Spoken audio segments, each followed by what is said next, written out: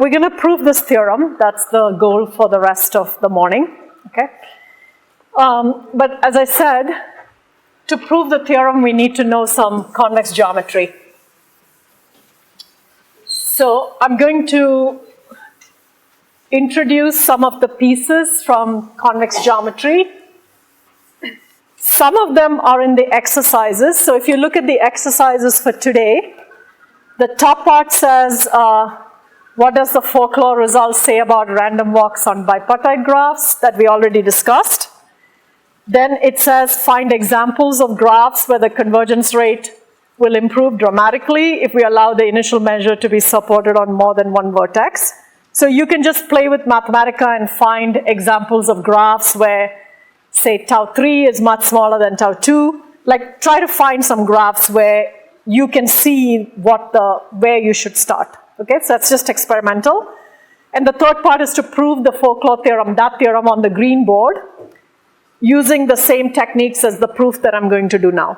Okay, so I won't prove the folklore theorem, but I will prove the other theorem. And it's the same idea, so you can prove that.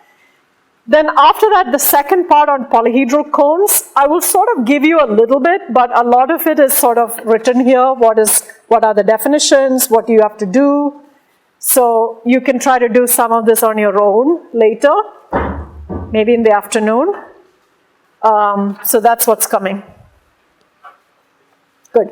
Okay, so let's start proving this theorem. Okay, so the first thing I need is something called Farkas lemma. So this is all going to be about convex geometry.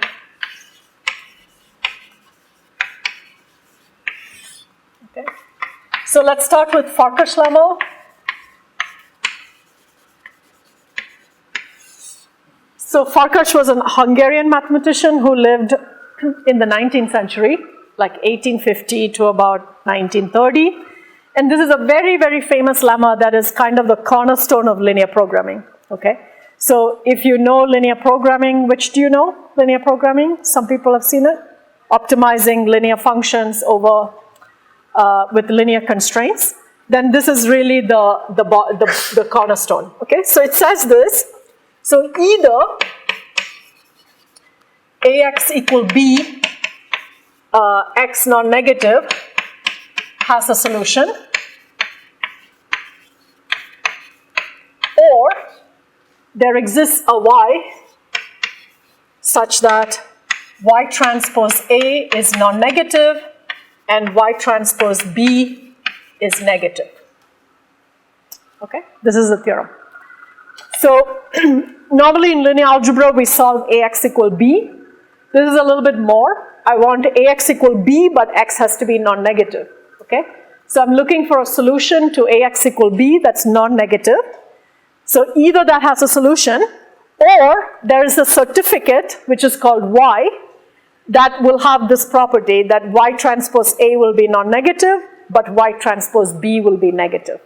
This is called Farkas lemma. Okay, so there are many, many theorems like this in mathematics. They're called alternative theorems that tell you either this is true or there is a certificate that's going to show you that that is not true.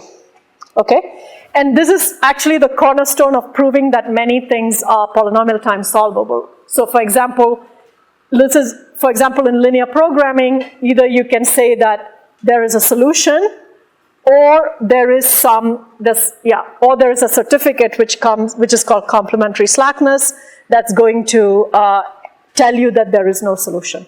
Okay, either something is optimal or it's not optimal, and the not optimal part you can certify. And so for example, if you solved a linear program and you brought it to your boss, and the boss, how are they going to verify it, right? They have to like redo your whole code and run the whole program. Who knows if your code is right? It's a mess, right? But you could also produce this certificate that is very easy to check because it has some simple check to convince the person that that solution is correct. Okay, so if you have an easy certificate for your solution, then the problem goes into this class called NP, which means that it's easy to check the solution, even though it might be hard to find the solution. Okay, so these are some ideas from computer science that are very useful. So here we are saying that, so if you want to convince somebody that, let's say A has 1,000 rows and many, 2,000 columns, and you come back and say, oh, there's no solution, then how do you convince someone there's no solution, right? If I have a 1,000 by 2,000 system, you just come back and say, oh, it doesn't work, right? So the one way to convince the person it doesn't work is to also show them the why, okay? This is a math theorem, so they can immediately check if Y transpose A is non-negative or Y transpose B is negative. But if it is, to come up with that Y may be challenging. Yeah, maybe, yeah. So in most useful cases, it's not. It's not, right? Is the OR is an exclusive OR? It's an exclusive OR, yeah. So can you immediately see that it's an exclusive OR, that both cannot happen at the same time? So suppose both happened at the same time, okay? So then what happens? This means that Y transpose A, where do we start? Yeah, so I guess we multiplied this with this. Yeah, so okay, check it, okay? You can see that both can't happen at the same time. Okay, it's an exclusive OR. Good, this is Farkas lemma. So in the exercises, you're going to prove this using some of the methods we're going to learn. But for now, let's just accept this as a lemma. Okay, I'm going to apply this. So a simple linear algebra lemma, for example, is this, right? So either AX equal B has a solution, or, can you tell me what's the other part? Or there exists a Y that does something. Let's think about this, right? So what does this mean? AX equal B have a solution. Can you think in terms of column space, row space? What is this saying? Exactly. B is a linear combination of the columns of A. Okay? So this is saying exactly, so this is equivalent to saying that B lies in the column space of A. Right? So if B doesn't lie in the column space of A, how can you see a way to certify it with a Y? So column space of A is just some subspace, right? So this is the column space of A. Okay. So if I want to show that something, so B doesn't lie in this, so B is like poking out. So B is, sticking out like this. This is B. It doesn't lie in the column space. So can you find some certificate? How do you certify something is in the column space? What's orthogonal to the column space? Null space, okay? So orthogonal to the column space is null space. And null space has the property that everything will make 0 in a product with everything in the column space. So if B is sticking out like that, what will something in the null space do to B? It'll be non-zero, right? So there will be something in the null space. That means there exists a Y such that AY is equal to 0, right? Such that Y transpose B is not 0. This is a certificate that AX equal B doesn't have a solution. Okay, yeah. Column space, yeah, Y transpose A. Correct. Right? Okay, so this is a certificate that you already see has to be true. Okay? So it's like that. This is also an alternative theorem. This is an alternative theorem where we have this extra condition that X is non-negative. Okay? All right, so that is Farkas lemma. So the first thing I'm going to prove is a lemma. So we're trying to prove this theorem, okay? So I'm going to first prove this lemma that says that for every L between 2 and n minus 1, there exists a W that is not 0, that is also non-negative. So in Rn greater equal to 0, such that it has two properties. The first property is that the support of W is less or equal to L. Okay, so we're fixing L, and I'm going to be able to find a W that is non-negative, whose support is at most L. So this is going to be our initial measure, right? If we can find such a W that's non-negative with support at most L, we can always scale it so that it sums to 1, okay? So I'm just going to find a W like this, and it has the property that for every J between L and 2, this W will be orthogonal to the eigenvector indexed by J. Okay? So there's a lot of so we are talking about the walk matrix, okay? So the matrix that we're interested in is the walk matrix. So M, which is 1 over dA, this is the matrix we care about, and its eigenvalues are already ordered.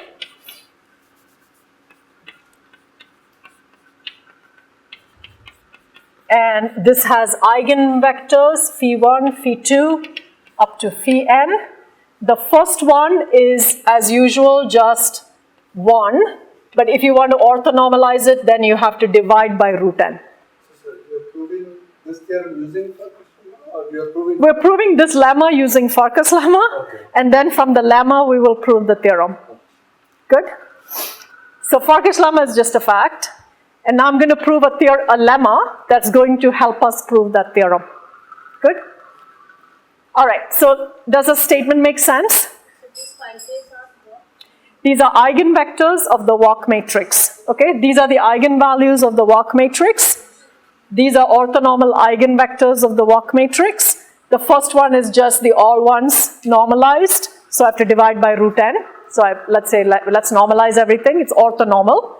So I'm saying that if the first L of these eigenvectors, so here is phi L, so the first L of them will be orthogonal to the W that I'm going to find, and the support of the W is less or equal to L, W is non-negative, okay? So I'm going to show you that this exists, such a W exists. And once such a W exists, we're going to use that, we're going to scale it and use it as the initial measure that's going to do the job on the theorem. Is the statement clear? Yeah? Okay, I'll try to go slowly so you can keep asking questions. But this is what we're going to do, okay? So we're going to find something orthogonal to, so you see you cannot be orthogonal to phi1 and be non-negative. Do you agree with that? Because phi1 is essentially the all ones vector. So there is no non-negative W that's going to inner product with all ones and give you something 0, right? Unless it's 0 itself. But I'm saying there is a W that is not 0, that has support at most L, that's going to be orthogonal to the first so many eigenvectors, phi2, phi3 up to phi L, and it has support at most L. Good? That's the claim. Okay. So let's convert this into algebra. So I want to write this, I want to use Farkas lemma on this. So I'm going to convert it into a form that we can use Farkas lemma on.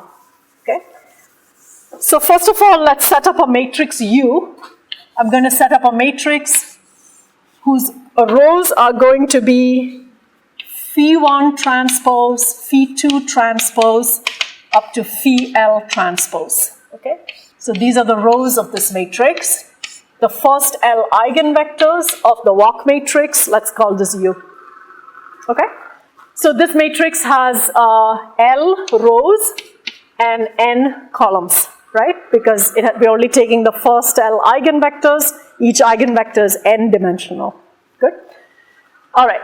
So I want to convert this claim that I'm trying to prove, I want to convert this into this form, Ax equal B, X non-negative, that form, okay? So what are we looking for? We're looking for a W, okay? If I multiply this with W over here, then from position 2 onwards, I want to get 0, right? I want to be orthogonal to phi2, phi3, phi4, up to phi L, right? Position 2 onwards, I want to get 0. What happens in the top position? What kind of number will we get here? W also has to be non-negative. So this has to be something non-negative, right? In fact, it has to be positive if the W is not 0. So it is something, let's call it star. It's something positive. Let's maybe put plus, okay? Something positive. But if I get a solution like this, I can scale it with a positive number and make that star into a 1. Do you agree? Because if I scale it with a positive number, it'll still work. So I can assume that that top number is 1. Everybody okay with this? It's something positive, So if I take W and just make W divided by 100, it's still another W that will do the job, okay?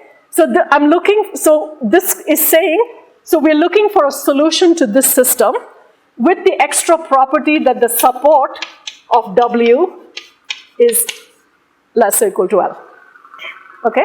So proving the lemma is showing that this has a solution. Yeah? Support of W means the non-zero entries in W are at most L. Correct. Yeah, support means the number of non-zero entries is at most L. So most of them should be 0, okay?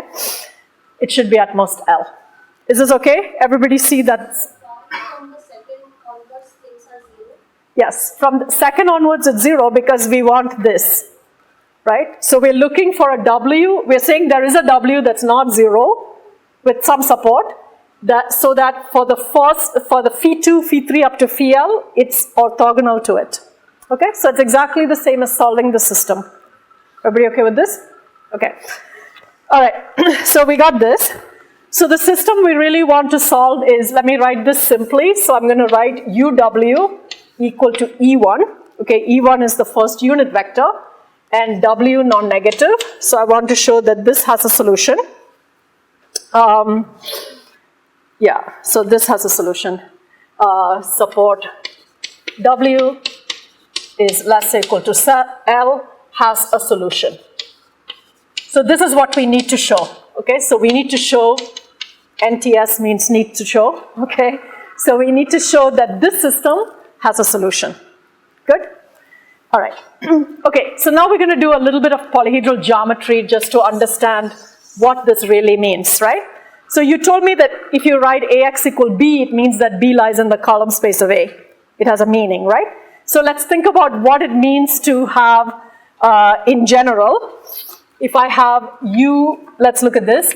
So if I have U, W equal to E1, and W is non-negative, let's see what that means. Forget about the support for a moment, okay? So just let's look at what does it mean to have a solution like that, right? So this means that E1 lies in the column space of U, correct? So let's say the column space of U is, the columns of U are like this. So these are the some columns, okay? So these are the columns of U. These are some vectors, okay?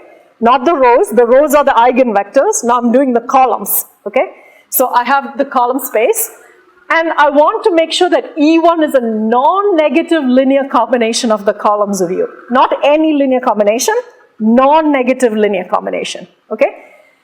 So what is that? Okay, so let's try this on a small example. So if I take 1, 0, and let's say 1, 1, these are my two columns, let's assume, and I only want non-negative linear combinations. Linear combinations, you get all of R2, right? But if you only want non-negative combinations, then I'm allowed to do something like half 1, 1 plus half 1, 0, for example, or let's make it even like 2 times this, 3 times that. I'm allowed to make combinations like this. Do you see what you will sweep out? Yeah, you'll sweep out basically this region. This region, okay? So you won't get all of R2, you will get what's called the cone spanned by 1, 0 and 1, 1, okay? So these are called conical combinations, where you're not taking linear combinations, but I mean, you are taking a linear combination, but the coefficients have to be non-negative, okay? So this is part of the exercise to just think about cones. So this is called, so what we are actually asking, so this happens if and only if E1 belongs to the cone spanned by the columns of U. Cone spanned by the columns of the U matrix, okay? So saying this, that E1 has this, this system has a solution if and only if E1 lies in the cone spanned by the columns of U. Is that okay? So this is the first new object maybe that we are introducing. And so this by definition, what is this cone? This is everything that looks like Ux such that X is non-negative. Do you agree with this? So ux means I'm taking a linear combination of the columns of u with x, right? This is x1 times the first column plus x2 times the second column. So these are this is the column span of u, but I want to make sure that the things that I'm using in the coefficients in the combination are non-negative, okay? So this is the mathematical expression of the cone spanned by the columns of u. Good so far? Okay? So that system has a solution if and only if E1 lies in the cone spanned by the columns of u. Okay? All right, so now we have two cases. So what we want to show is that this always has a solution. Okay? So we can start by saying, okay, let's suppose E1 lies in the cone spanned by the columns of u.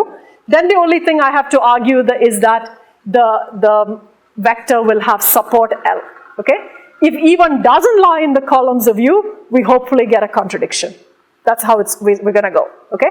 So we're going to look for that. So let's do case 1. Let's suppose E1 lies in the cone spanned by the columns of u. Cone of columns. Let's give this cone a name. Let's call this cone K. Okay, so this is a cone spanned by the columns of u. So let's suppose that E1 lies in K. Okay, so how does it look? I'm going to draw a picture. So here's the origin. Here's one column of u. Here may be another column of u. Here may be another column. Okay, so the cone spanned by u is going to look like this. Okay, so it's a polyhedral cone. It has a bunch of vectors going out, and then you're taking you're convexifying that basically. Okay, so it looks like, I don't know, what does it look like? Not an ice cream cone, but it really has flat sides. Okay, because you're only using a few generators. We have a good example. Yeah, but exactly. Like a pyramid, okay? Like a pyramid, but in, the other way, right? Yeah, the orthant is the positive orthant or any orthant is a cone. Because, so cone typically means, so definition of cone is that, let's put it here. So in general, K is a cone, if and only if whenever X lies in K, lambda X also lies in K for all lambda that's non-negative. So if you have something inside the cone, you can arbitrarily scale it positively and it'll still be in the cone. Okay, that's all cone means. But this is not just a cone. So a cone, for example, this is a cone. This is a cone, okay, with apex at the origin, because if I take something in it, I can scale it positively as much as I want, it stays inside the cone. Okay, that's the definition of cone. But this is more than a cone. It's a cone with only finitely many generators, the columns of the U matrix. Good. So it looks like that. It's like the orthant, or like it's a. My picture's not great. Okay. So it looks like that. Let me draw a better picture. Okay. So let's say the cone is this way, this way, this way, and that way. Okay, so here is E1. So E1 is sitting inside the cone. This is our case 1, okay? Now, we want to argue that if it lies inside the cone, I can also write it as a conical combination of at most L vectors, okay? There were N vectors that made the cone, but I don't need all N vectors. I can put it inside a small cone that only needs L vectors. Do you see that small cone? So you see what you can do is I can pick, for example, this subcone that lives inside this cone, the big cone, and I can put E1 inside this, okay? So maybe a top picture is more useful. So if I just look at the top of this, so in general, the top of the polyhedral cone looks something like this, okay? This is the top view. And now we got E1 to lie inside it. So here is E1 sticking out, okay? This is E1. And now you see you can triangulate this cone so that you can always put E1 inside a smaller cone that only has dimension many corner points. Okay? The dimension of that picture was 3. I can always pick 3 vectors or sometimes even 2 vectors. So it could have been that E1 was here on an edge.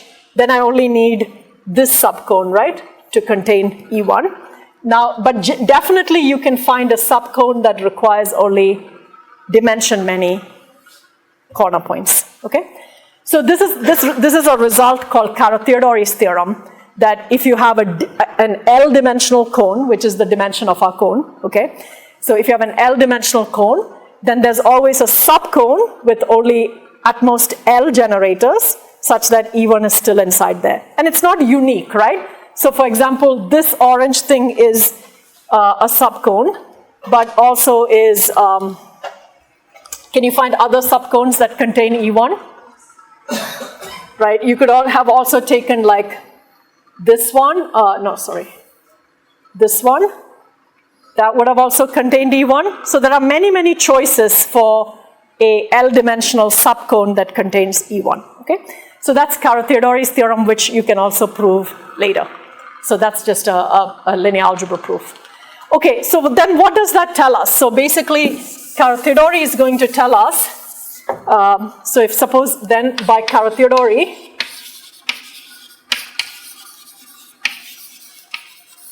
there exists a submatrix. So there exists, so E1 lies in the cone spanned by, let's say, L columns of U. That's basically what Carathéodory is saying, okay? L or less. So by L columns. So this implies that there exists X, what is it, W. There exists a W greater or equal to 0, such that the support of W is less or equal to L, and AW or UW is equal to E1. That's what this actually is saying. Do you agree with that? Because if there's a subcone, then I just need to take conical combination of those L things to get E1. So I can assume that my W is 0 everywhere outside of the L things that I picked. And W is just combining the L things that I picked to create E1. Should we do this again? Do you see what I'm saying? Okay, let's try, I see some, okay, let me erase one of these pictures. Let's do a small example. Okay, so let's do the orthen. Maybe that's a simple example. So this is the positive orthen. Okay, so here is X, here is Y, here is Z. It's the positive orthen. Okay, so if I pick something, for example, so this is a cone. Everybody agree with this? Yeah, so this is a cone. If I draw that, that is a cone. Okay, it's sticking out. Now, if I pick something in the middle of the cone, like if I pick like 1, 1, 1, all right. Actually, this thing only has, okay, it's not a great example. We need at least 4. Yeah, we need at least 4. Yeah. Okay, so this is the correct picture. Let's try this picture again without the complications. So this is the top view of my cone, okay? I got E1 to lie inside it. So here is E1, lies inside here. And I'm going to say that, okay, that also lies inside this subcone. Okay, everybody agree? I chose one. There are many choices. I chose one, okay? So this is, let's say, the first column of U1. This is the first column. This is the second column. This is the third column. This is the fourth column. This is the fifth column of U1. Okay, maybe U1 even had another column that goes inside the picture. We don't know, okay? So certainly this means that I can write E1 as alpha 1 U1 plus alpha 2 U2 plus alpha 3 U3 plus all the way to alpha 5 U5 with alphas non-negative, right?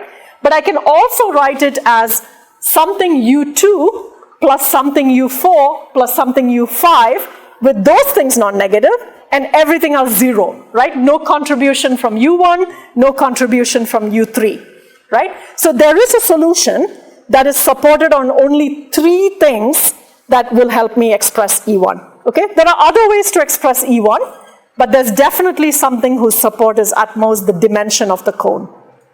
Does that make sense? That's what Carathéodory is allowing us to do, okay?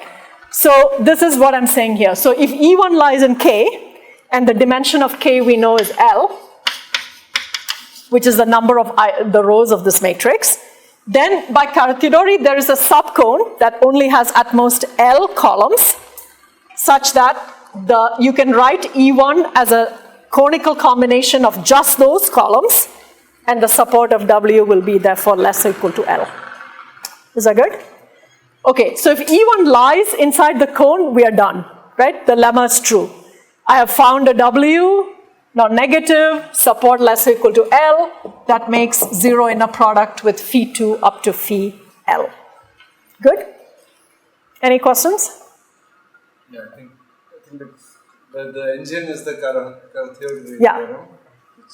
Which you will prove later, okay? So there is this, it's at least hopefully from the picture plausible, right? That you can put it in a subcone.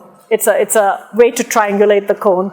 Okay, so what happens if E1 is not in the cone? Let's try to show that that's not possible, okay? Let's argue that that's a contradiction. So let's show that E1, if E1 is not in the cone, you'll be in trouble. Okay, so can I erase something here?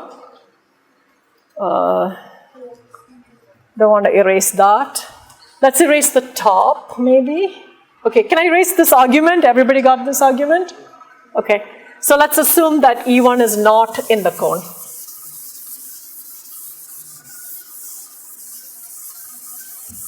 Okay, so part 2 is that E1 is not in the cone. Okay? So if E1 is not in the cone, then somehow we want to arrive at a contradiction. Right. So then we have Farkas lemma, right? If E1 is not in the cone, that means that this system over here doesn't have a solution. Do you agree? E1 is not in the cone, so there's no W non-negative such that UW is E1. So this implies that UW equal to E1, W non-negative, has no solution. Everybody good? Yeah? So then what will Farkas lemma tell us? So this tells us, by Farkas lemma, that there exists a Y, right? There is some Y, such that Y transpose A is non-negative, or U is non-negative, but Y transpose times E1, which happens to be Y1, is negative. Okay. Yeah. Actually, previously, why do we need a Carathéodory? It's directly, since we assume A is in the cone of yeah, A. okay. So, there exists some W non-negative such that UW equal to E1. Correct. And W has at most L coordinates. No, it has at most N coordinates because the columns of the matrix has N, and N is much bigger than L typically, right? Because we're only picking some of the eigenvectors. Yeah, so we're not guaranteed to get something of support at most L, but really good question. Make sense, Divya? Okay. All right, is this okay, everybody so far? So E1 is not in the cone now. That means this system has no solution. So by Farkas, there is a Y such that Y transpose U is non-negative, and Y transpose E1, which happens to be Y1, because E1 is just the first unit vector. So when you do this dot product, you pick up Y1, that's negative. Okay? Now again, you can scale these things positively. You can take the Y and just scale it with a positive number. It's still a certificate, right? So we can assume, for example, that this Y1 is -1. It's something negative, so I could just set it to -1, right? I can scale things, so let's assume that's the case, okay? So it's negative, so let's also assume that it's equal to -1. -1. That's a choice I'm making. Good? Okay, so now let's parse this piece. What does this piece mean? Let's think about this. So there's the U matrix, right? So if you do Y transpose U, what are we doing? Combinations of rows, okay? We're making combinations of rows. So the first piece there means that Y1 phi1 transpose plus Y2 phi2 transpose. This is, I'm combining the rows of the matrix times YL phi L transpose is greater or equal to 0, right? That's what this is saying. Yeah, grade A equal to 0. Correct? So y transpose u means I'm making a combination of the rows with the y coordinates. So I get that less equal to 0. And y1 we already said is minus 1. So I can replace this y1 with minus 1. Okay? So I set it to minus 1. You set it to anything you want, but let's set it to minus 1. So I get that expression. Good? Do you see how to make a contradiction now? Yeah. The first L5s, or it can be any many ties from the L5s. Yeah, we're fixing the L. Okay, so in this lemma, we pick an L that lies between 2 and n minus 1. Okay? After you pick the L, you make up this matrix by choosing the first L eigenvectors. Fix the L, don't move the L. No, she said fix the L, but instead of choosing the first L eigenvectors, pick some other L. Oh yeah, you can. Dimensional subspace. You can. So this whole theorem will work no matter what you do. Okay? Yeah, you can choose other L. Correct. That's true. Thank you. Yeah, that's true. Okay. All right. What's going on now? Can we make a contradiction? So I want to show, Farkas you want to show that this happens, right? Sorry. We got this. This is Farkas. And Farkas is therefore telling us this happens. Now do you see how we can get a... Q1. It is multiplied with Q1, then first one will be minus 1, the others will be... You mean phi1? Yeah. Phi1, okay. So the idea is to multiply throughout with phi1. So let's try. So if I take this whole expression over here, and then multiply this with phi1, okay, then let's see what happens. So we had this grade A equal to 0, so let's keep it like that. So I want to multiply the whole thing with phi1 on the left, okay? So if I do that, I will get, oh yeah, let's do it here. So I want to multiply with phi1, and on the other side, I should get grade A equal to 0. Okay, so you have to remember that these are rows, okay? So this whole thing is a row vector. So when I said grade A equal to 0, it really is 0, 0, 0, 0. So this is 0.0 transpose dot phi1, which happens to be 0, okay? So I took my expression, I multiplied both sides with phi1. So, and then this tells me minus phi1 transpose phi1 plus y2 phi2 transpose phi1 plus up to yl phi l transpose phi1 is grade A equal to 0. Do you agree? Okay, now do you see the contradiction? So phi2 transpose phi1 is 0, right? All these are 0, so they all go away, okay? And the only thing that survives is minus phi1 transpose phi1, which is the norm of phi1 square negative, okay? Phi1 is definitely not 0, it's an eigenvector. So whatever this is, it's negative. So whatever this is, it's negative. Strictly negative, okay? And we'll get something strictly negative, grade A equal to 0, and that's the contradiction, okay? So it has to be that E1 is in this cone, good? That means it has to be that this system has a solution. Then by Carathéodory, there is a solution with support at most L, and that's the theorem, okay? That's the lemma. So we used this cone geometry to actually prove that there is a W like this. Everybody good? When do we stop? 12:30, okay. So we have time. Okay, so that's the first piece of polyhedral geometry for today. Okay, cones, these are called polyhedral cones because the sides are flat. You can describe them with inequalities as well instead of just generators. So we describe them with generators, but for example, if we have the positive ortho, right, it's generated by E1, E2, and E3, but it's also cut out by X1 grade A equal to 0, X2 grade A equal to 0, X3 grade A equal to 0, right? And those are telling you the sides. It's telling you each side is, it's telling you there are 3 sides and you have to be in the one side of each inequality. So every cone has a generator representation and an inequality representation. Good? The sides are the inequalities. Similar to every subspace has a span representation and a kernel representation, right? You can write any subspace as AX equals 0, or you can write it as span of some vectors. There's a generator representation, inequality representation. So many of these objects will have this double representation, and they're good for different things. So for example, in a subspace, what's a good use of the equality representation, like this one? So you can write a subspace as AX equals 0, or you can write the subspace, X such that, or you can write it as the span of some number of vectors, V1 through Vk. Can you see the which representation is good for what? If I want to check something is in a subspace, which representation is easier? AX equals 0, right? You just plug it in, see if it's 0, done. In the other one, you have to check if it's a linear combination, you have to solve some system of equations.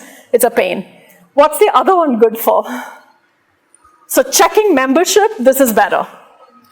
How about, what's this good? This has to be good for something, hopefully. So if you want to find elements in the subspace, the second one is much better, right? If I want to quickly generate 1,000 data points that's in the span of V1 through Vk, just randomly create coefficients and make combinations. So generating data, this one is far better. Checking membership, this one is far better. Okay? So these two representations usually have different uses, and similar to that, cones also have two representations. So part of the homework is to argue that, I don't know what you have to do, but you have to do something, okay? There's something with cones. Everybody good so far? So lemma's good? Okay, so now we can prove the theorem. Okay, so do you see the idea already? So the theorem is saying that there is some initial measure with support at most L that's going to give you this better convergence rate, right? That's what the theorem is saying. Lemma is saying there is a W, non-negative, support at most L, that makes 0 in a product with a bunch of eigenvectors, with the first, second, third, fourth, up to Lth eigenvector, okay? So maybe you should guess that this W is the measure that we want, right? It has the right support. We don't know what this is doing, but it seems to have the right support. So if you have a non-negative W, you can always scale it so that the sum is 1. Then it's a probability measure, right? And we're allowed to scale in this business because we're just looking for, yeah? So W is probably the measure we want. But now we have to think about, okay, why is this part helpful? Why is this part is going to help us get the convergence rate to get this? Okay? Is the idea clear? Did you have a question or are you just stretching? Okay, all right.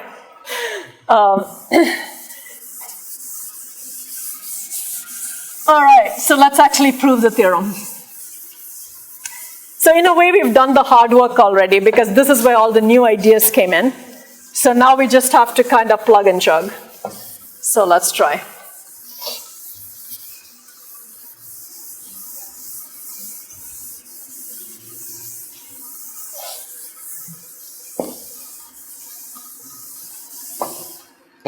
Okay.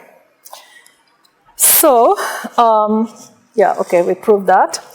So now we're going to prove the theorem. Okay, proof.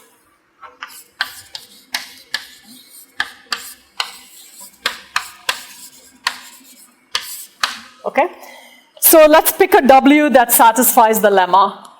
So pick W satisfying lemma, and then without loss of generality, we can assume that the one norm of W, which is the sum of the entries, is 1. Yeah, that's a scaling, right? If the one norm is something, whatever it is, divide by that, and you'll get that the one norm of the new thing is positive scalings are okay. Okay, you can't do arbitrary scalings, but the one norm is something positive, so divide by it, and you get something of one norm. Okay, so this now looks like a measure. So we're going to set mu0 to be W. Okay, so, and I also know that the support of mu0 then is at most L. From the lemma, I know that I have this property as well. Okay, so we picked the W that came from the lemma. I scaled it so that it becomes a probability measure. I know that its support is at most L. Good? So we're good with the first part of the lemma, of the theorem. All we now have to argue is this, we have to calculate what this is going to turn out to be. and argue that this is less or equal to this, okay? So I'm going to take this norm square, we're going to do the calculations, and hopefully we'll end up with the right thing. Okay, right. So remember that we have this eigenbasis, phi1 up to phi n is the eigenbasis of the walk matrix, and phi1 is equal to 1 divided by root n. Okay, so this is an orthonormal eigenbasis of the walk matrix. Okay, so we have that as well. Okay, so first of all, let's look at W for a little bit. Okay, so let's pick this W that we have normalized and everything. I want to write it in this basis, in the eigenbasis.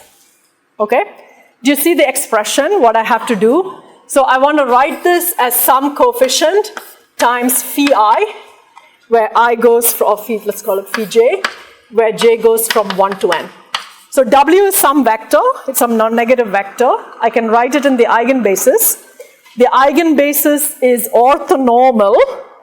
So then do you know already like what the coefficients have to look like when you have an orthonormal basis? Yeah, just inner product, exactly. So what we can do is take the inner product of W with phi j. Those are the coefficients, okay? This is coming from the fact that we have an orthonormal basis. This is a fact. Okay, so we have that. And then this is, let's rewrite this, okay? This is j from 1 to n. So let's pull out the first term. So the first term is going to be phi1 transpose W times phi1, okay? This one is special. Let me pull it out. And then what happens when you do, okay, this I could also write as W transpose phi j. Do you agree? Inner product is commutative, right? So if I write it like that, yeah, phi j, what, I'm doing something wrong, let me see. Phi j transpose. W and phi j transpose. Okay, sorry, just give me a second. So phi j transpose W, phi j is okay, phi1 transpose W, phi j is okay. Yeah, okay, it's okay. Let's keep going. So, phi j transpose W. By the lemma, the middle terms are 0. Yeah, just trying to get the algebra right. The middle terms are 0, that's what we want. From 2 onwards, it's 0 up to L, right? So, how should I be writing the algebra? Phi j transpose W equal to 0. From the lemma. Oh, yeah, that's all we need. Exactly. So from the lemma, we know that this is 0 from 2 to L, okay? So all I need is now to take the sum from L plus 1 to N of phi j transpose W times phi j. Okay, this is where we're using the lemma. Okay, excellent. Okay, so we have that much. So phi j transpose W is 0 from the lemma. So phi j transpose W is equal to 0 for all j from 2 up to L. This came from the lemma, okay?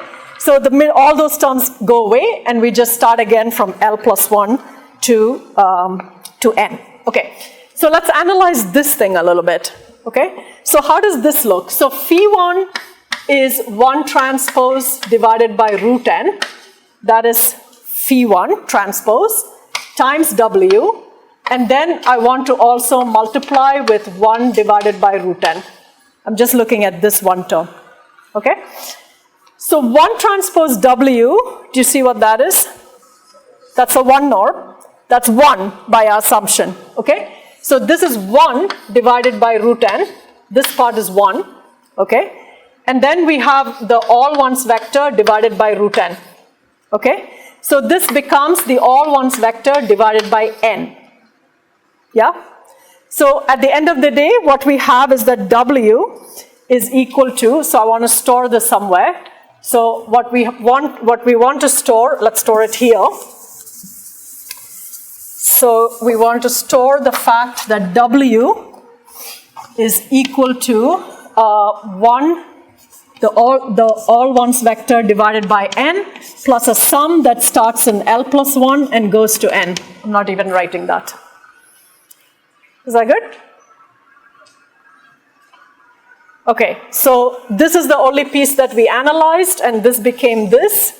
So I'm just storing it there. W is 1 divided by n plus that sum. Okay? 1 divided by n is exactly rho. That's rho, exactly.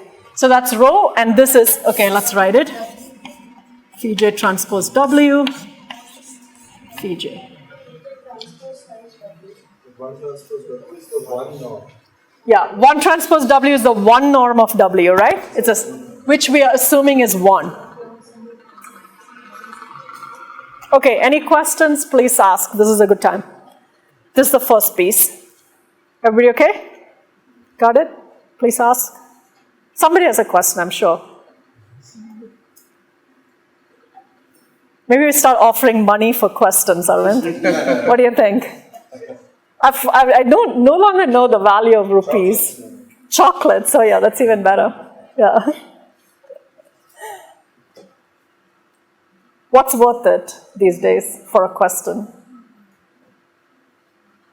1 rupee is not worth it, right? That's for free, that's for free. But the other stuff, okay, I don't know, whatever you want, we will give. But I need a question from someone. Please ask a question. What? Mathematics subscription, ma'am is saying. Oh, math subscription. Oh, we are all broke in the US. But, okay, no questions then? Despite incentives? Okay. All right. All right, this is W, okay? Everybody okay? All right, so we got W. Now we're going to, so I'm going to erase the W piece. So now we are ready to make the big calculation. Okay, so now let's look at, okay. So now the next piece of calculation I want to look at is mu t, this measure at time t, okay? So remember, where are we going, right? We're going to calculate the difference between mu t and the stationary distribution, uniform distribution. So I'm going to first calculate what mu t will come out to be. Okay, if the initial measure is W, that's the point, right? So let's calculate mu t. So mu t is going to be by our recurrence relation. This is mt, the walk matrix, to the power t times the initial measure, which is W. Do you agree with this? Okay, I skipped a step there. So where is this coming from? So what we did is that mu t is equal to m times mu t minus 1. This is what we proved. So this is the same thing as m squared times mu t minus 2, all the way up to m to the power t times the initial measure. Okay, this is how recurrence relations work. So if I want to know mt, mu t, I have to take the tth power of my walk matrix and multiply with the initial measure, which is W for me right now. Okay, so that is what that is. Okay, good. Now mu t, this m, remembers the walk matrix. You told me it's symmetric, therefore can be diagonalized, right? So this can be diagonalized, so we can write this as some matrix. What shall we call this? I don't know, P times, there is a tau times P transpose. This is the diagonalization. It can be diagonalized, right? Yeah, m has a 1. M is already 1, yeah, m is 1 over, yeah, this is the walk matrix, okay? We're giving it a special name because it comes with these special eigenvalues and so on. Yeah, you're right. Okay, everybody okay with that part? Okay, so I'm saying that m, because it's symmetric, we can diagonalize it. But remember one huge use of diagonalization if you want to take powers of matrices. Yeah, so what happens to mt? Yeah, mt is just power t on this, right? So that's great. So this becomes now p times tau to the power t times p transpose times w. Okay, so we're using the fact that if you want to power a diagonalizable matrix, it's enough to power the diagonal part. So that's what we're using here. Okay. Excellent, so we got that. And now I want to use one more p. So what is this p, right? So this p is made up of, the phis, exactly. P is made up of phi1, phi2, up to phi n. That's what the P is made up of, okay? So then do you know how to rewrite this in terms of the phis? There's something called the rank-1 decomposition of a matrix. Have you seen this? So let's think about this for a minute, okay? So if I have phi1 up to phi n, this is the P, and then here I have a diagonal matrix which will have tau 1 to the power t, tau 2 to the power t, and so on, tau n to the power t. That's the diagonal part. And then here I have phi1 transpose up to phi n transpose. Okay, that's what that diagonalization is, right? Of this powered thing. Do you know that, so I claim, let me say what this is. So this is the sum of ti to the power t, okay? So you take each of these, exactly, phi I transpose. Okay, so this is another linear algebra fact. If you don't know it, then just check it at home. So we have to take this, a column here and the corresponding row here, and you multiply those two together. That's a matrix. It's not an inner product, right? Because phi is a column vector, phi transpose is a row vector, so it's a matrix, and it'll have coefficient tau I to the power t. Okay? This is called the rank 1 decomposition of a matrix because all of these are rank 1 matrices, and you're writing our original matrix in terms of combinations of rank 1 things. Okay? So that's what's happening. Okay, so I'm going to use this fact on this expression. So this becomes sum, okay? So the sum of tau I to the power t, and then, let's call it j, phi j transpose, okay? And then this times w.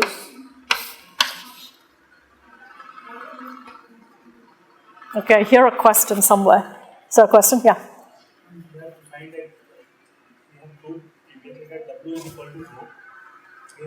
W is not rho, it is this plus this.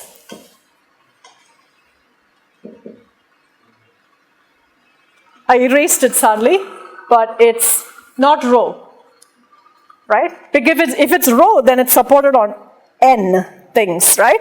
But this W is supported on L things. L is very small, can be very small. Yeah? So it is the this measure. This is rho, but you have to add some other stuff to it, and that may have negative things in it, so it may kill off some of the parts. Okay, that second piece is not necessarily non-negative because these phi j's have lots of plus and minus entries, right? This is just some number.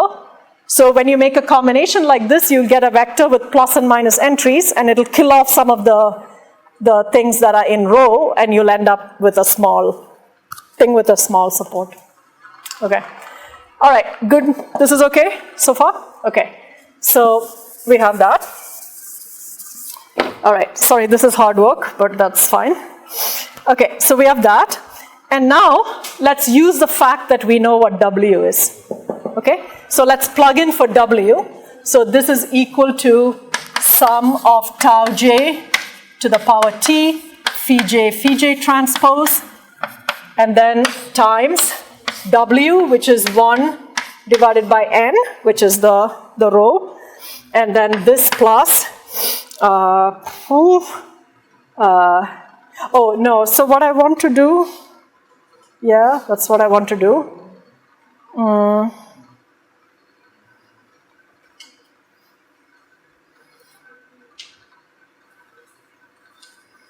Oh, okay.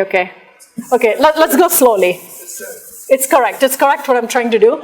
But I want to pull out the first term again, okay? So this is j from 1 to n.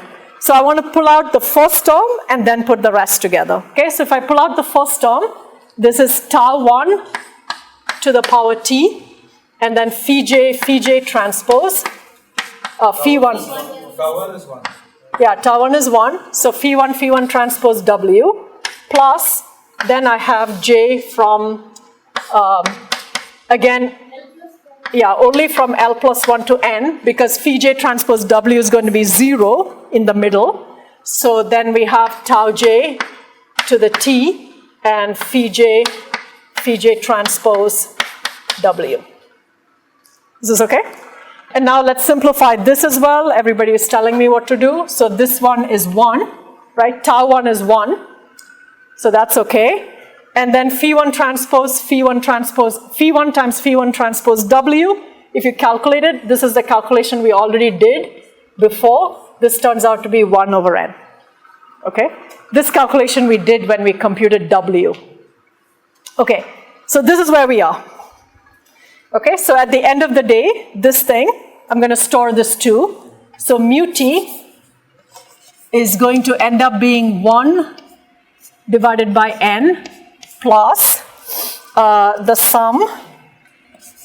J goes from L plus 1 to n of that stuff. Tau j to the power t. Oh, it goes from t plus 1, right? No, sorry, not t plus 1. Yeah, it's t, it's correct. So tau j to the t, and then phi j transpose w phi j. Good? Question? Everybody okay? Sorry, just 1 second. How did you get this is 1 by n? Oh, okay, let's do this calculation again. This is the calculation we did before. So phi1 is 1 divided by root n times phi1, again 1 transpose by root n times w. This is the 1 norm of w, which is 1. So you end up with all ones divided by n. Okay, that's the calculation we did previously, but it's the same thing. Everybody okay? So that first term is 1 divided by n, and then we have the sum. Question? Saraswati?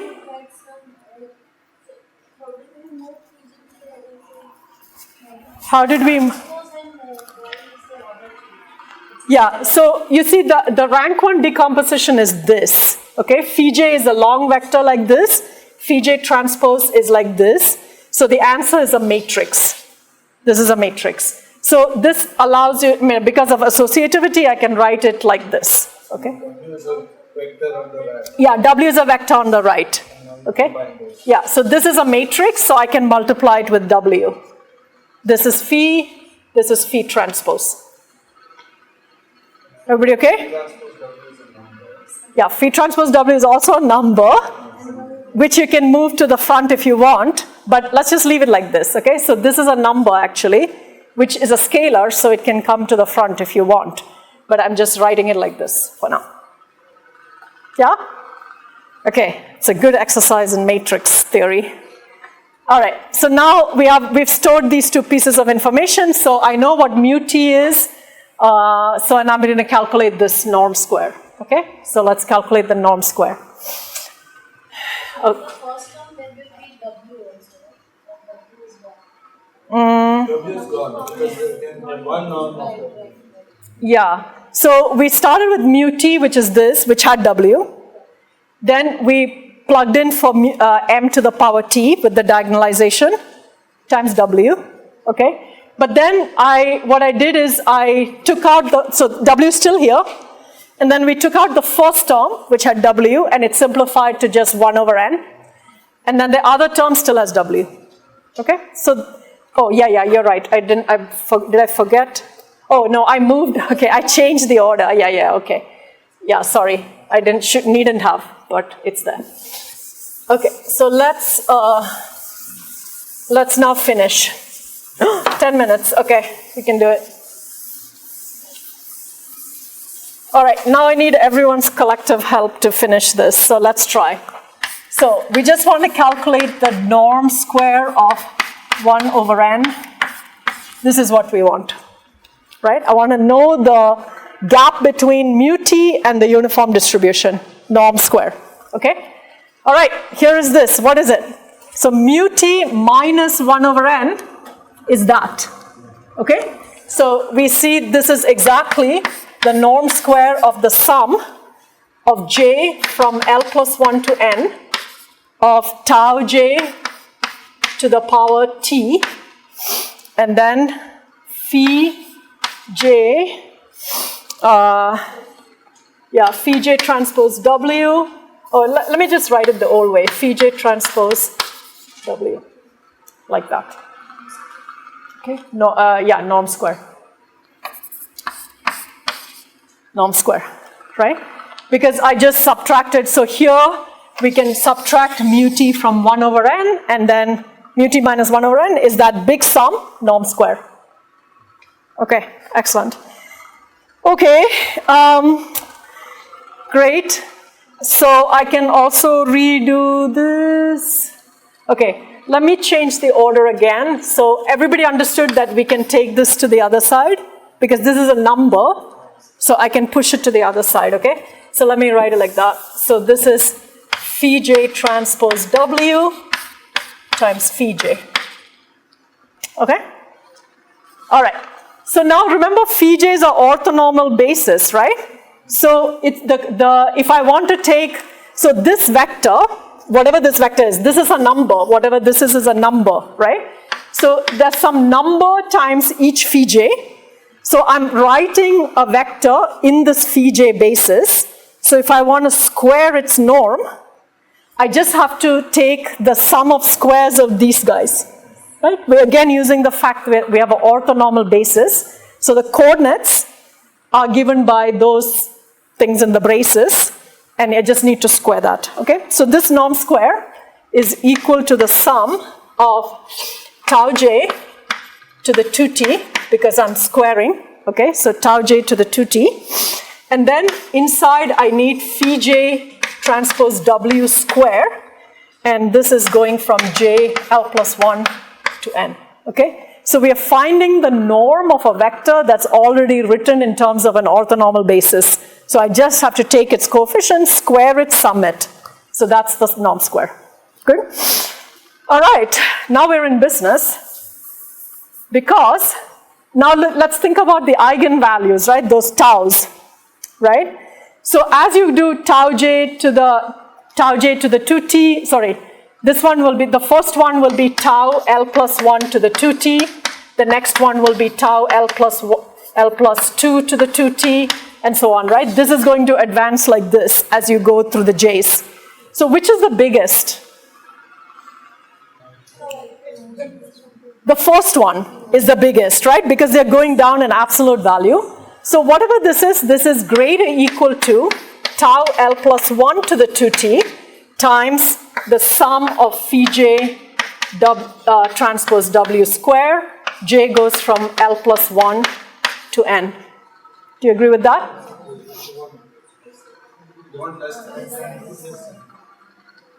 Less than, sorry, yeah, less than. Yeah. So tau L plus 1 is the biggest in absolute value. So I can write, so this is the biggest, the first one is the biggest one. So if I replace every one of these terms with the first one, then I can take it out.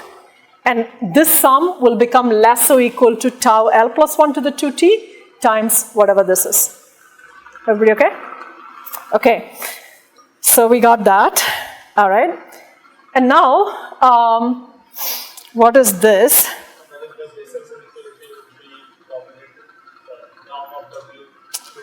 Exactly. So some Cauchy-Schwarz-like thing will help us now, right? Yeah, exactly. So this, we claim, is equal to, oh, okay. Let me write one more time. Let me do one more thing, okay? Let me write this as tau L plus 1 to the 2t, and just change the indices to go all the way from 1 to n of phi j transpose w square. Anybody complains about that? Okay? Because whatever this is, I'm now allowing everything from 1 to n to play, but these are squares, so they're just positive numbers, so this sum is going to be even less than that, okay? But this thing has a meaning, right? This thing is the 2 norm square of w, right? In the phi basis, right? So this is equal to tau L plus 1 to the 2t times the 2 norm square of w in the phi basis, right? Phi j transpose w is the coefficient of w in the phi basis. So this becomes that, okay? Now you use Cauchy-Schwarz or Bessel or whatever. one norm directly dominates. Okay, one norm directly dominates, correct. So then what happens to this? This becomes tau L plus 1 to the 2t times the one norm of W square.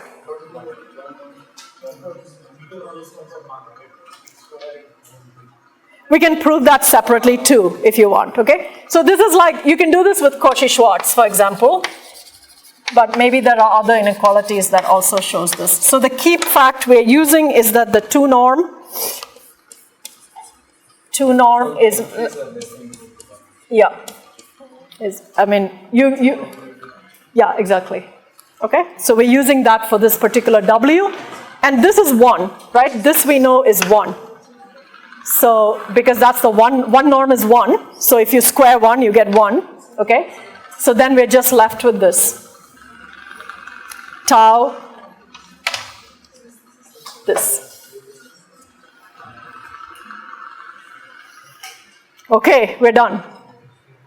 Does this make sense? Okay, so what we just proved is that the difference between mu t and the uniform measure, square, norm square, is dominated by tau L plus 1 to the 2t.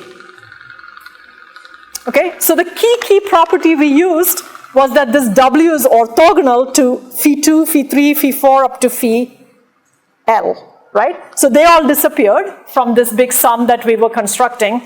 Even here and here they disappeared. So then the next eigenvalue that actually has a chance to have an effect is tau L plus 1. Right? So you really need this orthogonality to the first L eigenvectors, not the very first one, but everything else. So if you get that orthogonality, then tau L plus 1 is the next thing that can actually dominate or control the convergence. Okay? So that is the proof of the whole thing. So we started here, and we argued that it's less or equal to this. Okay? So this generalizes this folklore theorem over there, and you can try to see if you can now prove the folklore theorem using a similar idea. Okay, it's very similar. It's actually easier. Yeah, Lavanya. So by this argument, we are using this intermediate lemma, where the lemma runs for L runs from 2 to n minus 1. Yeah. So that means the original theorem also again goes back to L should run from 2 to n minus 1. Not for all L from 1 to n minus 1. No. So in the original theorem, you want tau 2 to be the convergence. Your theorem over here. Oh, our theorem. Statement. Yeah. Which again for all L. I'm going back to the same argument. Okay, let me put it at 2.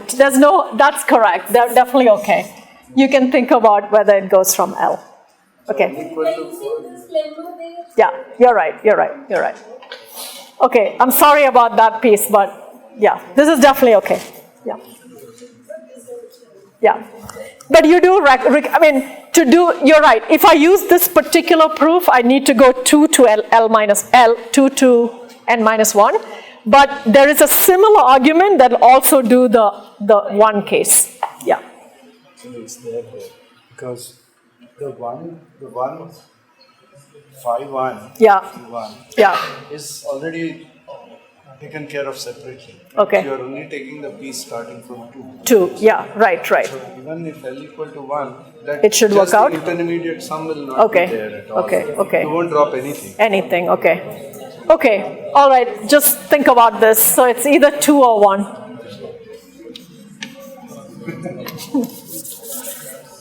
We can be physicists for the last 30 seconds. This or that. It's Schrödinger. Okay. All right. So let's stop for now. So this is the full proof of the theorem.